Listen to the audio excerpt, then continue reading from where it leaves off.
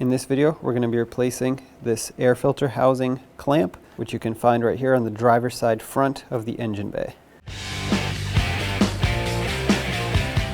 Well, first of all, why would you need to replace it? A lot of times it rusts or the hook breaks here and then you can't clamp your air box tight anymore, and that's an issue because then you have the potential of sucking in dirty air into your engine, and that's not good. You don't want debris getting in there. So unclamp it by flipping it up, lift up on the air box by just pulling up. Sometimes it gets stuck, but a lot of times it won't. Slide this off.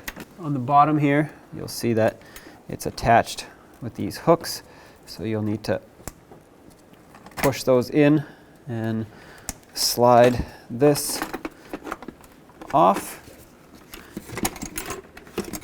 Now separate the air box, slide this off, take your new one, slide it onto these pins here, push it up to make it lock in, and now take this cover, slide it down. It has a little notch on the top. That needs to line up and push all the way in order for it to actually be locked in place.